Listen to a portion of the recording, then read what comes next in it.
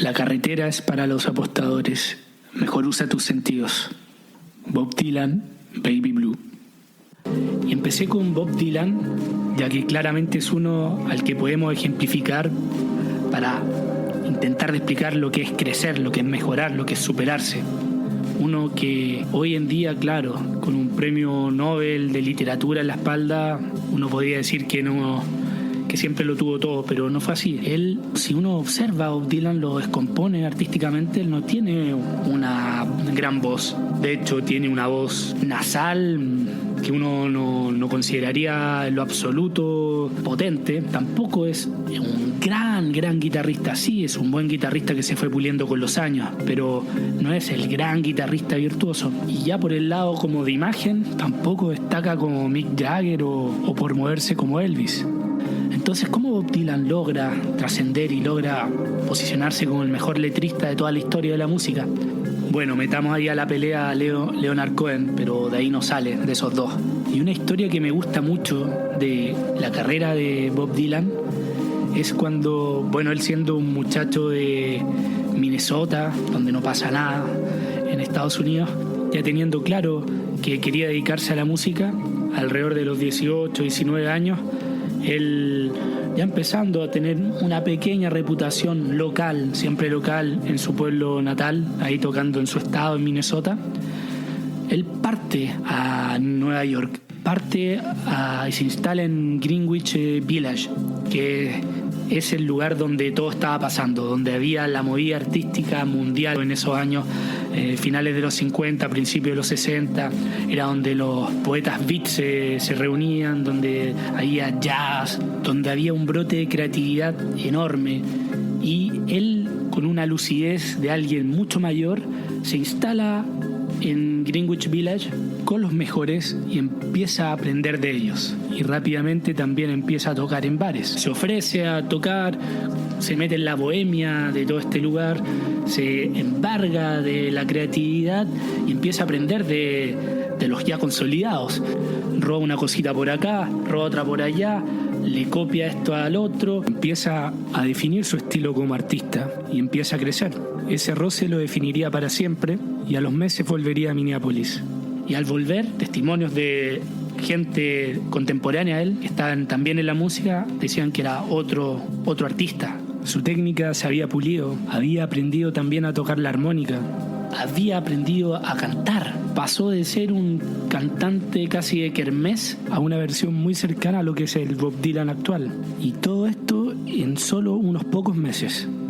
Y cuando a él le preguntan a dónde fue que pudo mejorar tanto, en este documental de Scorsese, No Direction Home, el cual lo recomiendo muchísimo si es que les gusta Bob Dylan. Bueno, y él responde que fue a los crossroads, fue a la encrucijada, fue al cruce de caminos, un poco en ironía y un poco en verdad, como siempre habla Dylan. Y esto haciendo referencia al mito de Robert Johnson, ese guitarrista de blues que en los años 30 se le asoció vender el alma al diablo, también en un cruce de caminos, ganando así un virtuosismo nunca antes visto y una destreza nunca antes vista con respecto al instrumento de la guitarra. Pero la verdad es que simplemente Johnson también, como Bob Dylan, había partido en un viaje de aprendizaje y al volver a Mississippi, donde él era oriundo, era claramente el mejor. De ser un guitarrista mediocre, los había superado a todos, lo que había creado una gran envidia. Esta historia realmente me maravilla, me fascina porque tiene tantos matices, el matiz de la envidia y sobre todo el símbolo de la encrucijada, del cruce de caminos en el que todo puede pasar. Voy a la izquierda, voy a la derecha, encuentro la gloria, encuentro el amor, encuentro la perdición, la miseria. Todo es posible y todos nos encontramos en algún punto de la vida en que hay un cruce de caminos en el que tenemos que decidir: ¿salgo del confort o no? ¿O me quedo acá? ¿Me la juego o no me la juego? Y para eso hay que ser valiente. Bob Dylan y Robert Johnson lo hicieron en su veintena y tal vez para ellos era claro: querían ser músicos, pero más que eso querían crecer. Estaban dispuestos a pagar el precio y a sacrificarse por ser mejores. Estaban dispuestos a salir de la caja y desafiar su destino. Y la otra parte que me gusta mucho de esta historia es la parte de la envidia, que deja claro que al final te van a criticar, lo hagas o no. Si no lo haces, cagón, pero si lo haces y mejoras, también te van a criticar. No, vendió el alma al diablo. No, tenía plata. No, tenía un contacto.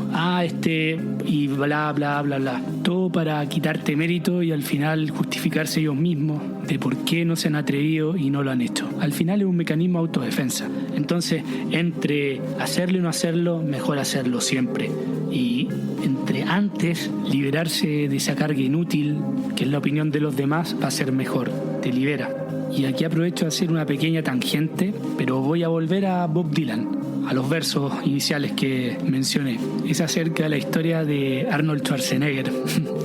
Me da risa que lo mencione aquí en este espacio, pero me resulta útil para explicar lo que quiero decir. Él habla de este concepto del self-made man, el hombre que se hace a sí mismo, el hombre que sin influencia, sin riqueza, logra sobresalir en su disciplina. Y Arnold, nuestro Terminator, gobernador de California, ex gobernador, al que siempre en Estados Unidos lo elogiaron por haber sido un self-made man, un inmigrante austriaco que llegó a Estados Unidos sin hablar bien inglés y que subió toda la escalera social, dice que él no es un self-made man, que nadie es un self-made man, porque siempre existe alguien que te ayuda.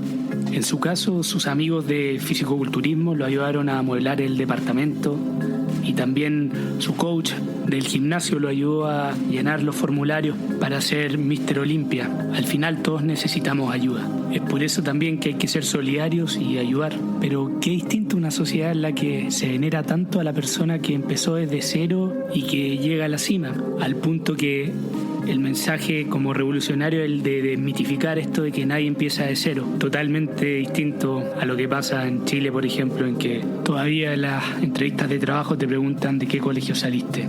Qué triste. Bueno, cierre paréntesis y volvemos a crecer, a Bob Dylan, a cosas positivas. La carretera es para los apostadores, mejor usa tus sentidos.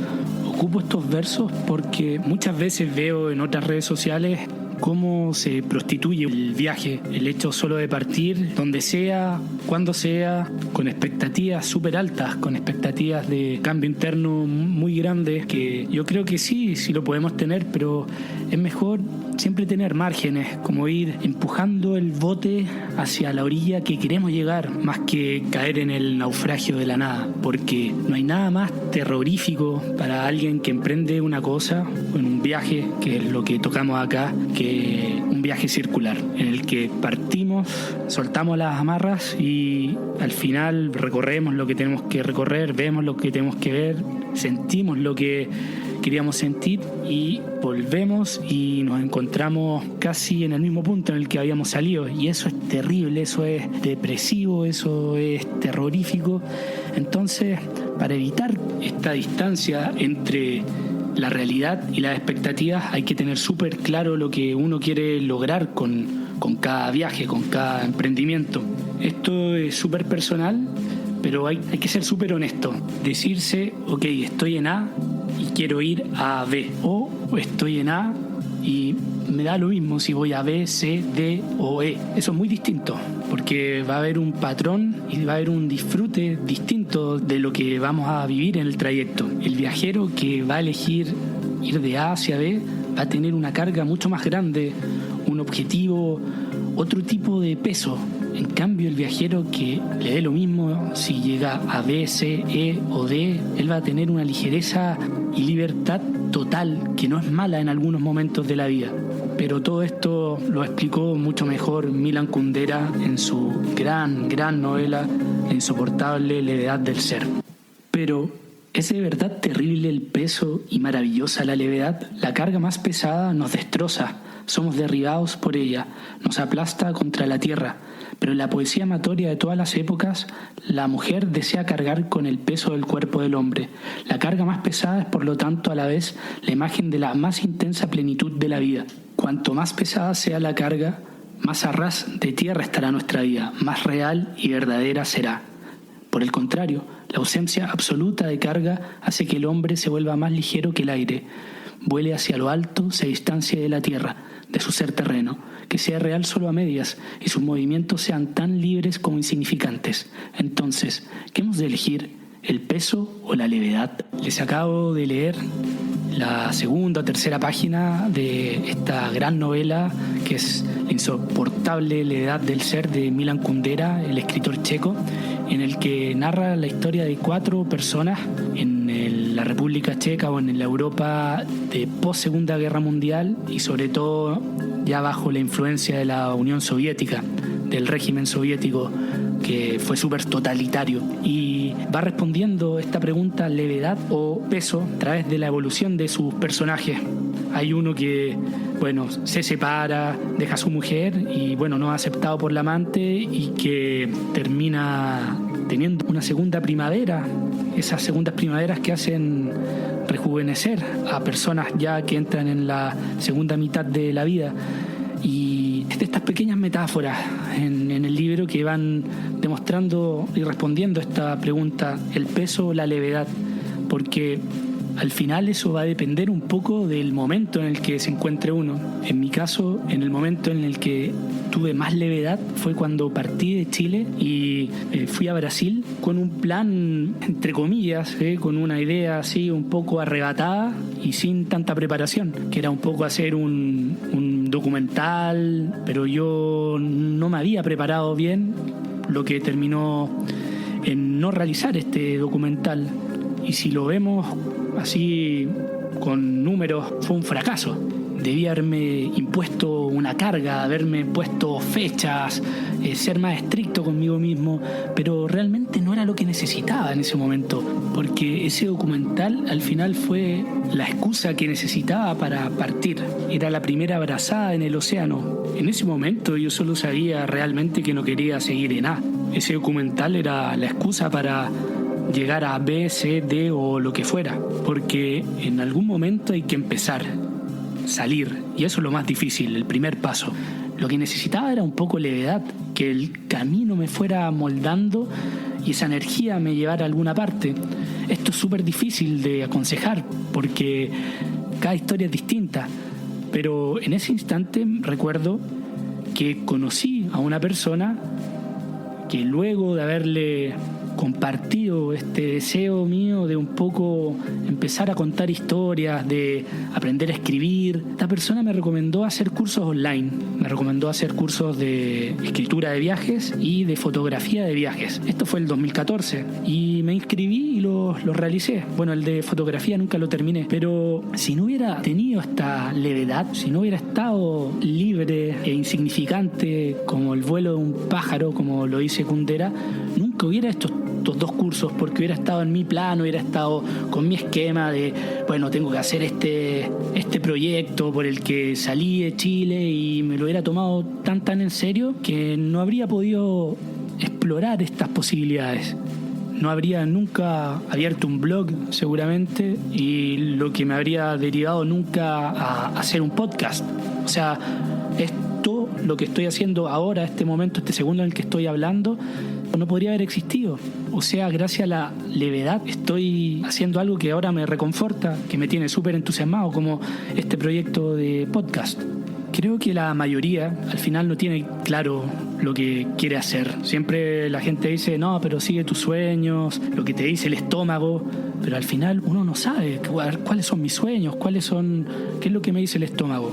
Eso es un proceso interno súper personal y que sobre todo toma tiempo. Por ejemplo, en mi caso, lo que le hablaba de este documental era de fútbol, porque en ese momento el fútbol lo era todo para mí, pero con el pasar del tiempo me di cuenta que no me gustaba tanto escribir de fútbol, o no tenía toda la energía para realmente dedicarme a esto. En cambio, empecé a ver que sí, escribir de viajes o de costumbrismo, de un poco literatura, sí me gustaba, y me fui volcando de a poco a esto de los viajes. Entonces lo importante es comenzar. Ya el tiempo y conocerte a ti mismo te dejará donde debes estar.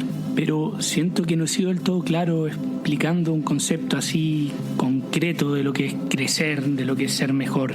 Así que voy a invitar y pedirle ayuda aquí al viejo Nietzsche. Para él, toda la búsqueda de todo ser humano al final es la voluntad de poder. Pero cuando él habla de poder no se refiere a influencias, a poder de riqueza o a un poder físico, sino se refiere al poder convertirte en quien realmente eres, en la autoexpresión total. Es en el permitir decirte, deseo esto, quiero esto otro, quiero convertirme en este tipo de persona. Y eso al final es subjetivo. Para algunos podría ser, en verdad, mi voluntad de poder es tener una casa enorme, tener un montón de propiedades. O para otros puede ser distinto. Quiero aprender 5 idiomas. Quiero ser campeón de natación y correr los 100 metros en X segundos. Quiero dejar la ingeniería y convertirme en técnico de fútbol. Pero al final todo lo que nos frena a llegar a ser esa versión son esas pequeñas cosas externas que nos esclavizan y que no nos damos cuenta. Son esas tradiciones y esa moralidad preestablecida por la sociedad. ¿De qué me puede servir ir a la universidad si quiero ser campeón de natación? Bueno, en verdad sí, tal vez estás en Estados Unidos o en un país en que te apoyan. Al final es seguir tu yo más auténtico, permitirte ese diálogo sagrado contigo mismo. Pero Nietzsche dice, la mayoría de las personas ni siquiera intentan en convertirse en su mejor yo por 2 razones, por la pereza o flojera, 1, y por el miedo. Porque el secreto para cultivar la existencia más fecunda y más gozosa consiste en vivir peligrosamente. Construyen sus ciudades a los pies del Vesubio, envíen sus barcos a mares sin explorar. Nietzsche nos dice que abracemos el riesgo y que vivamos peligrosamente, que no seamos como la mayoría que vive una existencia mediocre. Ya sé lo que estás pensando. Vas a decir, ok, bueno, vivo con riesgo, pero voy a sufrir, la voy a pasar mal. Y Nietzsche te va a decir, de eso se trata, de autosuperarse, de llegar a ser tu mejor versión. Y para eso utiliza una clásica metáfora que es la de la montaña, que para subir una montaña vas a tener que por horas esforzarte muscularmente, se te van a congelar las manos, los pies en algunos momentos, te va a costar respirar, te va a faltar el oxígeno, pero al llegar a la cima de la montaña vas a tener la vista más hermosa y bella del mundo. Y eso es súper gratificante, saber que tu resistencia y tu esfuerzo al final pagaron. Eso es crecer. Al final, el dolor es una certeza en esta vida, pero sufrir es una elección, sufrir no lo es. No podemos dejar que el miedo al fracaso nos estropee, o si no, nunca vamos a ver esas vistas. De todas formas, Nietzsche casi que tenía una relación un poco patológica con esto del sufrimiento. Aquí les leo. Aquellos hombres que en definitiva me interesan son a los que les deseo sufrimiento, abandono, enfermedad, malos tratos, desprecio. Yo deseo, además, que no desconozcan el profundo desprecio de sí mismos, el martirio de la desconfianza de sí mismos, la miseria del vencido, y no tengo compasión de ellos, porque les deseo lo que revela el valor de un hombre, que aguanten con firmeza. Para él todo lo que traía sufrimiento te iba a hacer crecer, te iba a hacer mejor en el fondo. Pero yo no te deseo eso. El problema es cuando nos conectamos con esa voluntad de poder de ese superhombre, como lo llamaba él, es que cuando le abrimos el corazón un poquito, nos damos cuenta que sus estándares son tan altos que nos abruman. Y por eso es mejor cerrarle la puerta de inmediato y no dejarlo entrar, porque nos hace mal. Porque para lograr llegar a esos objetivos tenemos que subir 10 montañas, 10 Everest, y nos da miedo, porque entre más alta la meta, mejor preparados tenemos que estar para lograrlo. Pero solo en la toma de riesgos va a haber crecimiento, en el salir del confort, en el vivir peligrosamente. Solo los valientes disfrutan la vista. Pero aterricemos esto un poco del Everest aquí, a lo terrenal, a la tierra, a Viña del Mar, a Santiago, a Puerto Varas, porque tienes todo el derecho de decirme, ok, me gusta esta filosofía de Nietzsche, pero aparentemente les habla a todos los que la tienen clara, a todos los que saben qué es lo que quieren. Y es súper válido, pero yo no sé si quiero subir el Everest, no sé si quiero subir el Aconcagua, no tengo idea de nada. Que yo creo que al final es el caso de la mayoría de las personas. Entonces, ¿cómo empezar? Y Nietzsche te va a decir, deja que tu alma te responda. ¿Qué es lo que realmente has amado hasta ahora? ¿Qué ha elevado tu espíritu y le ha dado un significado a la vida hasta ahora? En el fondo te está diciendo qué es lo que te apasiona, qué es lo que te gusta, qué es lo que te ha gustado hasta ahora en este momento de tu vida? Y si somos sinceros, cada uno va a tener una respuesta. Por ejemplo, yo vuelvo al caso de cuando partí de Chile y estaba cesante y dije, ok, no quiero que esto sea un viaje circular, quiero crecer, quiero ser mejor. ¿Qué hago? Me inventé un viaje de fútbol, pero al final me doy cuenta ahora, mirando en perspectiva, 6, 7 años después, que realmente lo que quería era un viaje de historias, de cuentos, que eso es realmente lo que me apasiona. Lo vuelvo a repetir, como siempre el primer paso es el más difícil, pero no tengamos miedo de mirarnos al espejo y dejar que ese alter ego nos hable y nos diga qué es lo que quiere. En el fondo, la respuesta siempre ha estado en el fondo de tu corazón. Solo hay que meterle brasas a ese fuego y no tener miedo. Equivoquémonos, intentémoslo, arriesguémonos. Y no nos dejemos engañar por ese last man que decía Nietzsche también, que es esa persona que nunca sale de la zona de confort y que aparentemente es feliz. Pero esa es una felicidad súper superficial, una felicidad súper frágil. La vista que está viendo él es en el techo de su casa, pero nunca la montaña. El ser humano tiene más carácter cuando persigue su temperamento, sus instintos. Espero haber podido haber explicado un poco una parte ínfima de la filosofía de Nietzsche, que puede a priori sonar como todo sufrimiento, todo dolor, pero es súper positiva, porque siempre hay un espacio para el crecimiento, para ser mejor.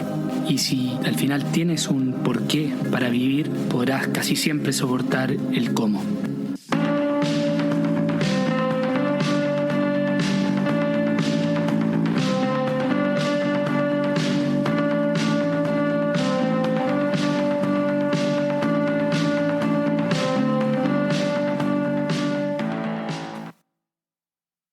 Gracias por haber llegado hasta acá. Si valoras el programa y no quieres perderte ningún episodio, puedes seguirlo en Spotify y dejar una reseña, que me ayuda un montón para ser encontrado más fácil en el motor de búsqueda. Para donaciones, contacto y más contenido, pueden entrar al sitio enelcaminopodcast.com y seguir las redes sociales de En el Camino Podcast en Instagram y Facebook, además de Nico Vergara y en Twitter. Gracias por aventurarte en el camino.